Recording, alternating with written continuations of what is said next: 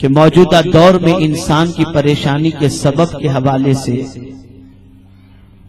اور موجودہ دور کے اندر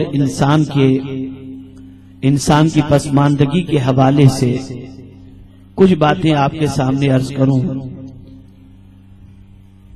اور ہم کس طریقے سے اپنا مستقبل تابناک بنا سکتے ہیں اور کامیابی اور کامرانی کی شاہراہ پر گامزن ہو سکتے ہیں، اس کو قرآن مقدس کی روشنی میں سمجھنے کی کوشش کریں، تاکہ ہم ماضی کے ان اسلاف کی زندگی کو بھی سمجھ سکیں جو چٹائی پر بیٹھ کر پوری دنیا کی آنکھوں میں آنکھیں ڈال کر بات کیا کرتے تھے، اور کبھی کسی باطل کا خوف ان کی پیشانی پر شکن نہیں آنے دیتا تھا۔ قرآن مقدس میں اللہ عز و جل نے انسان کے حوالے سے فرمایا، لَقَدْ خَلَقْنَا الْإِنسَانَ فِي أَحْسَنِ تَقْوِيمٍ، بے شک ہم نے انسان کو اچھی صورت میں پیدا کیا، ہم نے پیدا کیا۔ لام اور قد کے تاکید کے ساتھ خلقنا فرما کر دنیا میں پیدا ہونے والے ہر انسان کو میرا رب یہ ارشاد فرما رہا ہے، اے پیدا ہونے والے بندے، کسی اور نے تجھے پیدا نہیں کیا، ہم نے پیدا کیا، اور ہم ہی خالق ہیں، ہم ہی تیرے مالک ہیں۔ ویسے تو اس نے کہہ دیا تھا کہ اللہ خالق کل شے، ہر شے کا پیدا کرنے والا اللہ ہے، اسی نے ہر چیز کو پیدا کیا۔ تو جب یہ کہہ دیا گیا تھا کہ ہر چیز کے خالق ہم ہیں، پھر الگ سے انسان کا یہ تذکرہ کرنا کہ لقد خلقنا الانسان فی احسن تقویم، ظاہر سی بات ہے کہ کوئی معنی رکھتا ہے، کوئی مطلب رکھتا ہے، کوئی اسرار رکھتا ہے، کوئی اس کے پیچھے حکمت ہے۔ میرے پیارے آقا صلی اللہ تعالی علیہ وسلم کے پیارے دیوانوں، ساری کائنات کا پیدا کرنے والا انسان ہے، پروردگار ہے، اور ساری کائنات کو رب قدیر ہی نے پیدا فرمایا۔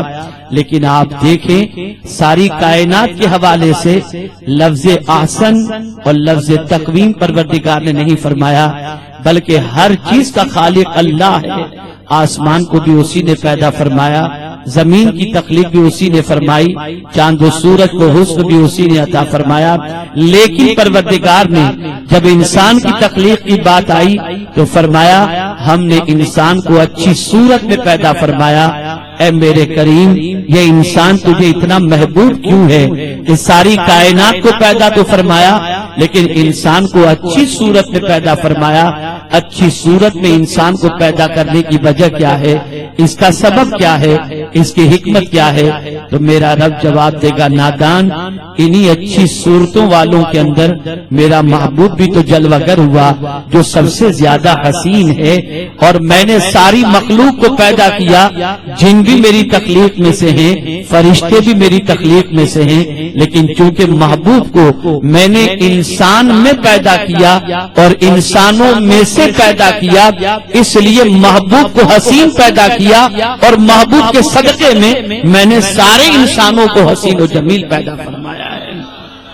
میرے پیارے آقا صلی اللہ تعالی علیہ وسلم کے پیارے دیوانوں، حسن جس کو بھی ملا ہے مصطفیٰ کے صدقے میں ملا ہے، تاجدار کائنات کے صدقے میں ملا ہے، آقا کریم صلی اللہ علیہ وسلم کے حسن کے صدقے میں ملا۔ اللہ نے سارے انسان کو اچھی صورت میں پیدا فرمایا۔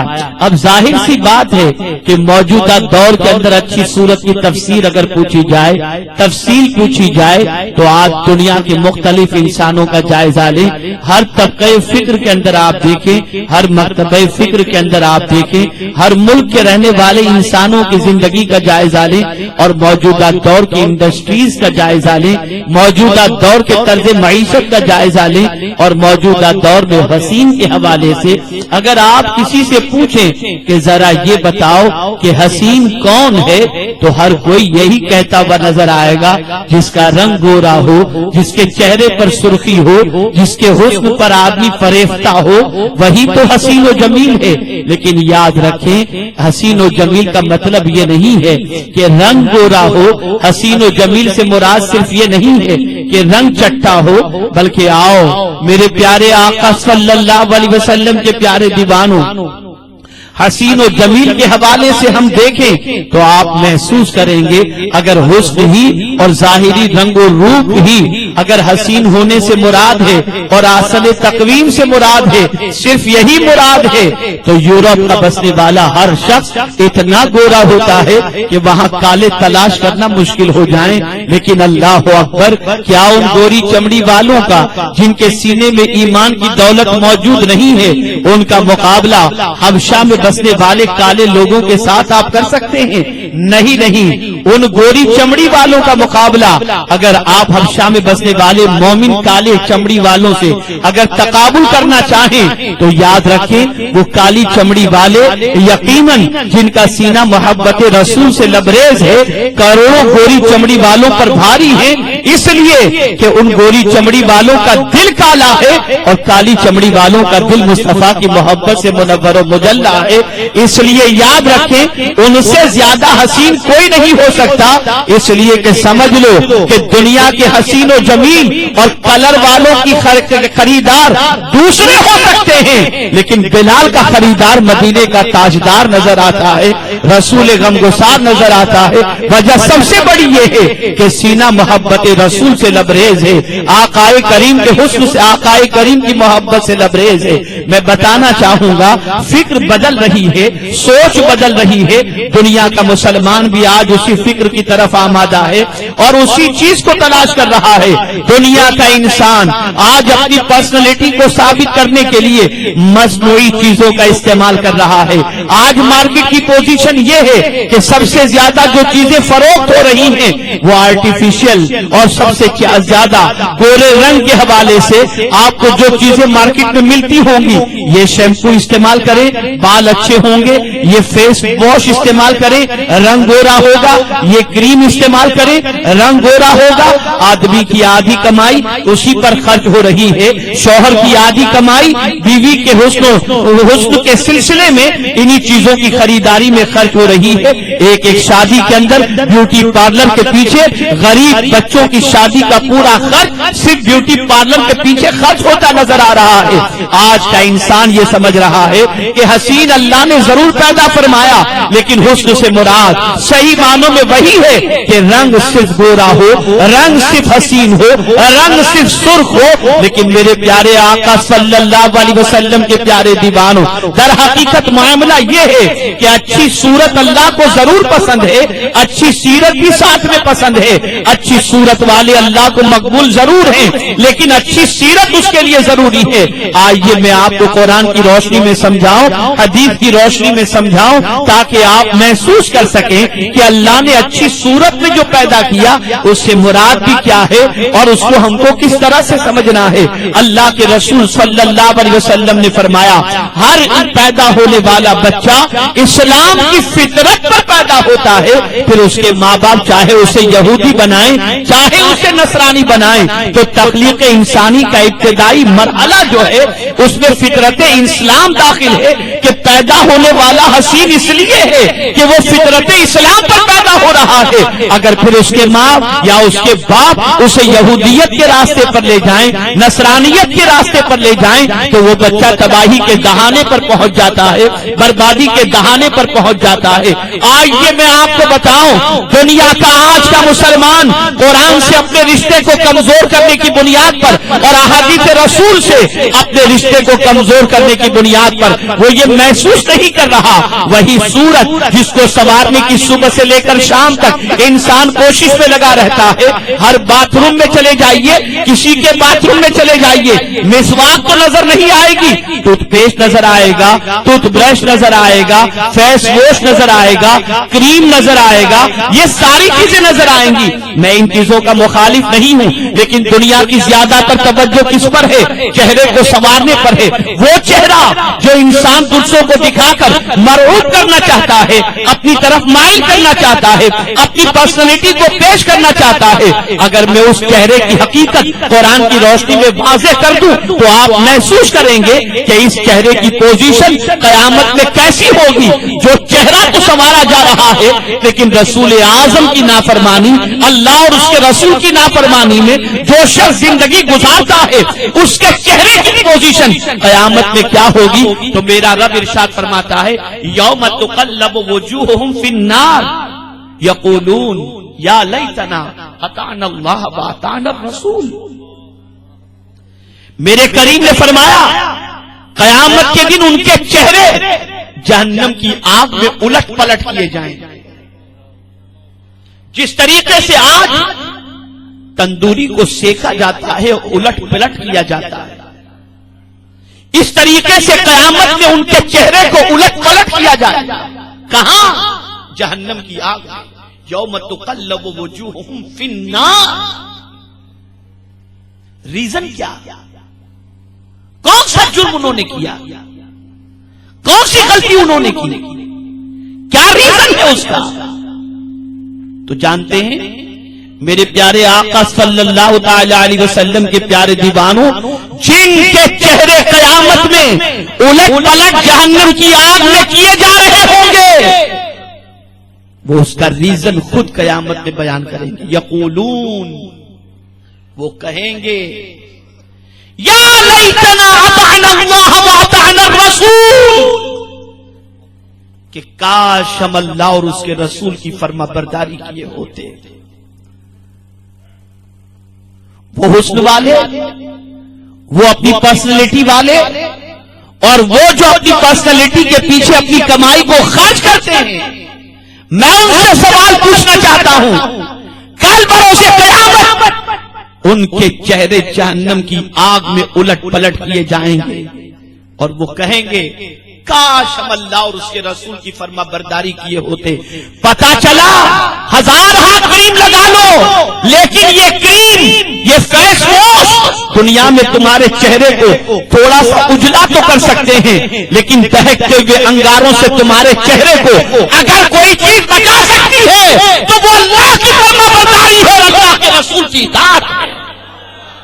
میں آپ کو بتاؤں، اب آئیے، جو لوگ کریم کا استعمال بھی نہیں کرتے، جو لوگ فیس واش کا استعمال بھی نہیں کرتے، جو لوگ کریم لگا کر کے چہرے کو بارونق بھی نہیں کرتے، لیکن اللہ کی فرما برداری کرتے ہیں، اللہ کے رسول کی اطاعت کرتے ہیں، ان کی شان سمجھنی ہو تو مصطفیٰ پیارے صلی اللہ علیہ وسلم کے ارشاد سے سنیں۔ آقا کریم صلی اللہ علیہ وسلم نے صحابہ کے جنب غفیر میں ارشاد فرمایا، اللہ اکبر، قیامت کے دن میں اپنی امت کو پہچان لوں گا۔ صحابہ نے عرض کیا فداک ابی و امی یا رسول اللہ صلی اللہ علیہ وسلم، آپ پر ہمارے ماں باپ قربان ہو اللہ کے رسول، جب قیامت میں سارے نبیوں کی امتیوں کا جنب غفیر ہوگا تو اتنے ہجوم کے اندر اپنی امت کو آپ کیسے پہچانیں گے؟ میرے آقا نے ارشاد فرمایا بتاؤ، اگر کالے گھوڑوں کی جماعت کے اندر اگر کچھ سفید گھوڑے ہوں تو ان کو پہچاننا دشوار ہوگا؟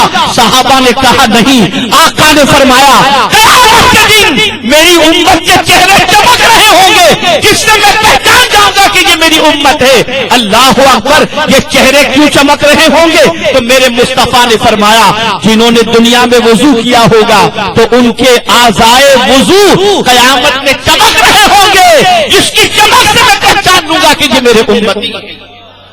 کریم کا تذکرہ نہیں ہے، وضو کا تذکرہ ہے، سنت مصطفیٰ کا تذکرہ ہے، رب کی اطاعت کا تذکرہ ہے، آقا کریم کی اطاعت کا تذکرہ ہے۔ پتہ یہ چلا اے رسول اعظم صلی اللہ علیہ وسلم کے دیوانوں، آؤ ذرا صحابہ اولیاء کی زندگی دیکھو، تابعین کی زندگی دیکھو، اولیاء کاملین کی زندگی دیکھو۔ کون استعمال کرتا تھا کریم؟ ان کے زمانے میں کریم بھی نہیں تھا، پاؤڈر بھی نہیں تھا، یہ ساری چیزیں تو ان کے دور پاک میں نہیں تھی۔ اور پھر عالم یہ کہ ہم ایک رات اگر جگ لیں تو ہماری پوزیشن یہ ہے، صبح اٹھتے ہی چہرے سے ہوائیاں اڑنے لگتی ہیں، کیفیت عجیب سی ہوتی ہے، چہرے کا رنگ پھیکا پڑ جاتا ہے، ہر دیکھنے والا دیکھ کر کہتا ہے کوئی خیریت تو ہے، چہرہ بڑا اترا ہوا ہے، کسی کی آنکھ میں آنکھ ڈال کر بات کرنے کی طاقت نہیں ہوتی، کسی کی طرف توجہ دینے کی جسارت نہیں ہوتی، یوں لڑک گئے کبھی ادھر بیٹھ گئے، یہ عالم ہمارا ہوتا ہے. لیکن اللہ اکبر، میں حیران ہوں، میرے غوث نے 40 سال تک عشاء کے وضو سے فجر کی نماز ادا فرمائی،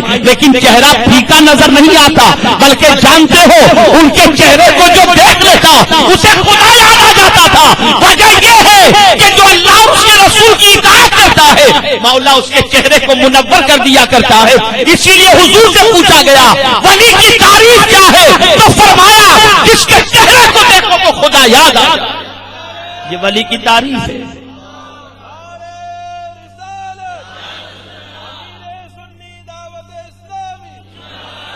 ولی کے چہرے پر یہ نور کس چیز کا ہوتا ہے؟ اللہ اکبر. میں نے جب یہ حدیث پڑھی آنکھ دنگ رہ گئی. آقا کریم فرماتے ہیں رات کو تہجد پڑھو، دن کو اس کی وجہ سے تمہارا چہرہ منور ہو جائے. اے رسول اعظم صلی اللہ علیہ وسلم کے دیوانوں، اللہ نے اچھی صورت میں انسان کو پیدا کیا. قیامت کے دن آپ جانتے ہیں چہرے ہی سے لوگ پہچانے جائیں گے کہ یہ جنتی ہے یا دوزخی ہے. جانتے ہیں آپ جن کا چہرہ منور ہوگا لوگ دیکھ کر سمجھ جائیں گے یہ جنتی لگ رہا ہے. یہ چہرہ منور کیسے ہوگا؟ وہاں تو کوئی لالی وغیرہ نہیں ہوگی، وہاں تو کوئی پاؤڈر وغیرہ نہیں ہوگا، وہاں تو کوئی اور مصنوعی سامان تو نہیں ہوگا، وہاں پر تو کوئی کاسمیٹک کی چیز نہیں ہوگی. یہ چہرہ منور کیسے ہوگا؟ چہرہ منور اللہ کی اطاعت سے، یہ چہرہ منور ہوگا رسول کی اطاعت سے، یہ چہرہ منور ہوگا صحابہ کرام کی بات ماننے سے، یہ چہرہ منور ہوگا عقیدے کی پختگی کی بنیاد پر. یاد رکھو میرے پیارے آقا صلی اللہ علیہ وسلم کے پیارے دیوانوں، رسول گرامی وقار صلی اللہ تعالی علیہ وسلم نے صحابہ کو تاکید فرمائی، صحابہ کی زندگی کے اندر انقلاب پیدا فرمایا، صحابہ کرام علیہم الرضوان کو اخلاقی عروج کی طرف پہنچایا، اور وہ اخلاقی وہ بد اخلاقیاں جس سے انسان کا دل مضطرب ہوتا ہے، وہ بد کرداریاں جس سے انسان کا کردار مست ہوتا ہے، وہ برے افعال جن سے انسان کا چہرہ مست ہو جاتا ہے. رسول نے نشاندہی فرمائی اللہ اکبر. آج مصنوعی چیزوں کی ضرورت کیوں پڑ رہی ہے؟ اس کی سب سے بڑی وجہ یہ ہے زنا عام ہو رہا ہے، بد کرداری عام ہو رہی ہے، اور میرے رسول نے فرمایا جو زنا کرتا ہے اس کا چہرہ مست ہو جایا کرتا ہے. اور جب میں نے حضرت دقاق رحمت اللہ تعالی علیہ کا یہ قول پڑھا تو میرے رونگٹے کھڑے ہو گئے، آنکھ دنگ رہ گئی. فرماتے ہیں میں روزانہ صبح اٹھ کر کے آئینے کے سامنے اپنا چہرہ دیکھتا ہوں کہ چہرے پر سیاہی تو نہیں آ گئی ہے، اس لیے کہ آدمی جب گناہ کرتا ہے تو گناہ کی وجہ سے اس کا چہرہ سیاہ ہو جایا کرتا ہے. اے رسول اعظم کے دیوانوں، آپ ذرا سوچو اندازہ کرو، اللہ نے فطرت اسلام پر انسان کو پیدا فرمایا، اچھی صورت میں پیدا فرمایا، اتنی اچھی صورت کہ جس کی کوئی انتہا نہیں. اے میرے پروردگار، تو نے اپنے محبوب صلی اللہ علیہ وسلم کے صدقے میں ہر پیدا ہونے والے انسان کو اچھی صورت میں پیدا فرمایا، اچھی صورت میں اس کی تخلیق فرمائی. میرے مولا یہ تو بتا یہ اچھی صورت بگڑ کب جاتی ہے، یہ اچھی صورت خراب کب ہو جاتی ہے، کس کی خراب ہوتی ہے؟ اس کو میں بعد میں بتاتا ہوں. پہلے آئیے تھوڑا سا انسان کے حوالے سے کچھ میں آپ کو سمجھاؤں، انسان کی کیفیت کے حوالے سے سمجھاؤں تاکہ غوث پاک کی عظمت بھی آپ کی سمجھ میں آ جائے. مجھے بتائیے الیکشن کا زمانہ قریب ہے، ہر کوئی یہ محسوس کر رہا ہے کسی کی لہر چل رہی ہے، پتہ نہیں وہ آئے گا تو کیا ہوگا، حالات کیا ہوں گے، سوسائٹی کی پوزیشن کیا ہوگی، ہماری پوزیشن کیا ہوگی. ہر کوئی محسوس کر رہا ہے، ہر کوئی یہ کہہ رہا ہے، اخبار والے کہہ رہے ہیں فلاں آئے گا تو یہ حالات ہوں گے، فلاں آئے گا تو یہ حالات ہوں گے. انسان پڑھتا ہے ڈر رہا ہے، اکنامیکل اسٹیٹس کے حوالے سے آدمی غمزدہ ہے، سوچتا ہے ہم بزنس کر پائیں گے یا نہیں کر پائیں گے، فیوچر کیسا ہوگا. ہر کوئی پریشان ہے، ہر پارٹی لیڈر پریشان ہے، ہر انسان پریشان ہے، مسلمان بھی پریشان ہے. اللہ اللہ کسی ایک انسان کے حوالے سے سوچ کر باطل قوت سامنے موجود بھی نہیں ہے، پھر بھی اس کے باوجود تم خوف زدہ کیوں ہو؟ خالی اخبار پڑھ کر، الیکشن کا پڑھ کر، دوسری چیزوں کو پڑھ کر خوف زدہ ہو. لیکن میں حیران ہوں اللہ کے ولیوں کی پوزیشن یہ ہے کہ چمکتی ہوئی تلوار نگاہوں کے سامنے دیکھتے پھر بھی مطمئن مطمئن کھڑے ہوتے تھے، ڈرتے نہیں تھے، خوف زدہ نہیں ہوتے تھے. اور ولی کی ڈیفینیشن ہی اور ولی کی صفت بھی قرآن نے یہی بیان فرمائی. الذین، قرآن مقدس میں اللہ نے فرمایا الا ان اولیاء اللہ لا خوف علیہم ولا هم یحزنون، انہیں کوئی خوف نہیں ہوتا، وہ غمگین نہیں ہوتے. اے میرے کریم، ہم چوہے سے ڈر جاتے ہیں، کتا بھوکے تو ڈر جاتے ہیں، رات کی تاریکی سے ڈر جاتے ہیں، خوف زدہ پیغام سے ڈر جاتے ہیں، لیکن اللہ کے ولی بھی تو انسان ہیں. وہ چمکتی ہوئی تلوار سے کیوں نہیں ڈرتے؟ مستقبل کی پسماندگی کے تصور سے کیوں نہیں ڈرتے؟ تو جواب ملے گا نادان، تو نے اپنے جیسا ان کو سمجھا ہے. ذرا قرآن مقدس کا مطالعہ کر تو تجھے پتا چلے گا کہ کون ایسے بندے ہیں اور ان بندوں کے اندر یہ وصف کیوں پیدا ہوتا ہے کہ کسی سے نہیں ڈرتے. میں حیران ہوں، اللہ نے ارشاد فرمایا ایک عام بندوں کی سچویشن اور اسی میں سے خاص کو نکال دیا. جس طریقے سے والعصر ان الانسان لفی خسر کہہ کر الا الذین آمنوا وعملوا الصالحات وتواصوا بالحق وتواصوا بالصبر کہہ کے مستثنا کر دیا 4 صفت والوں کو. اسی طریقے سے لقد خلقنا الانسان فی احسن تقویم ثم رددناه اسفل سافلین، پھر کچھ لوگوں کو مستثنا کیا، کچھ لوگوں کا استثنا کیا. الا الذین آمنوا وعملوا الصالحات فلهم اجر غیر ممنون. اسی طریقے سے قرآن میں انسان کی کیفیت بیان کی. توجہ سے سنیں، ارشاد فرماتا ہے میرا رب ان الانسان خلق ہلوعا اذا مسہ الشر جزوعا وَإِذَا مَسَّهُ الْخَيْرُ مَنُوعًا إِلَّا الْمُصَلِّينَ الَّذِينَ هُمْ عَلَى صَلَاتِهِمْ دَائِمُونَ.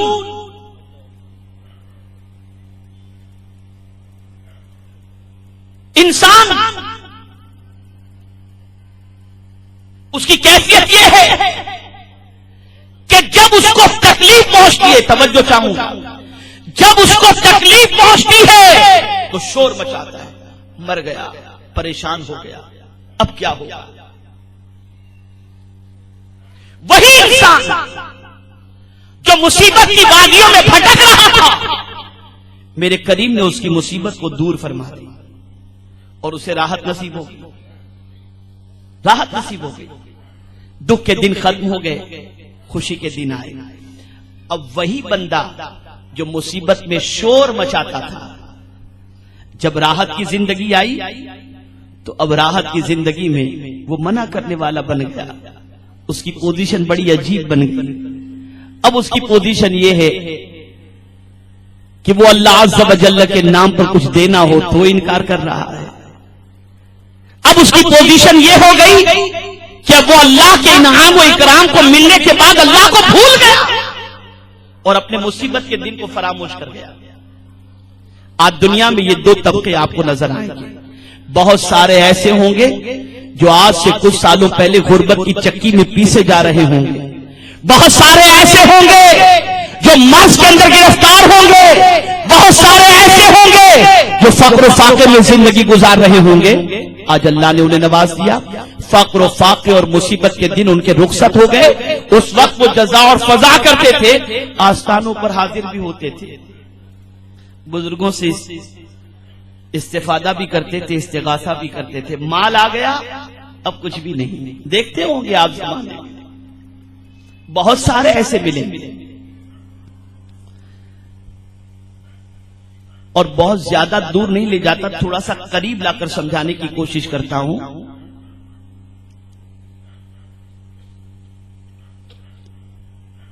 غربت کے زمانے میں اللہ کے ولیوں کے آستانے پر جا کر ان سے اکتساب فیض کرتے تھے، ان کے وسیلے سے دعائیں مانگتے تھے. لیکن جب باطل جماعتوں نے اور باطل عقیدوں نے دولت ان کے قدموں میں پھینک دی اور عقیدہ خرید لیا تو اب پوزیشن یہ کہ یہ اللہ والے کیا ہیں، یہ خود ہمارے معاذ اللہ ہم اگر پڑھ کر کچھ ایصال ثواب کریں تو ان کو فائدہ پہنچتا ہے، ہم معاذ اللہ ان کے محتاج ہیں، یہ ہمارے محتاج، یہ عقیدہ بنا دیا. اور آج ہی کا اخبار اٹھا کر دیکھیے، ہم کہتے تھے تو بات سمجھ میں نہیں آتی تھی،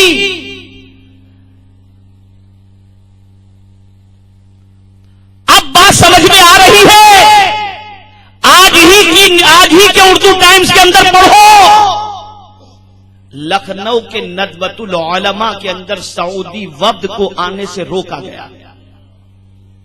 کیوں روکا بھائی آپ نے؟ کیا وجہ ہے روکنے کی؟ تو اب وہ جواب دے رہے ہیں، خود ہی دے رہے ہیں، آپ اخبار آج کا اٹھا کر دیکھ لیں پوری تفصیل۔ انہوں نے دیوبند کے دارالعلوم سے سوالات قائم کیے ہیں کہ تم بھی سعودی کی تعریف کر رہے ہو، پوری دنیا میں مسلمانوں کے قتل عام کا ذمہ دار وہی سعودی حکومت ہے۔ یہ آج کے اس کے اندر بھی ہے، اور سلمان ندوی کے فیس بک کو آپ آن کریں اور اس میں جا کر دیکھیں، انہوں نے 15 سوال دارالعلوم دیوبند سے قائم کیے، منع کر دیا سعودی وفد کو۔ ندوۃ العلماء میں آپ کو آنے کی اجازت نہیں۔ دیکھیے جو بات کل ہم کہہ رہے تھے آج دنیا تسلیم کرنے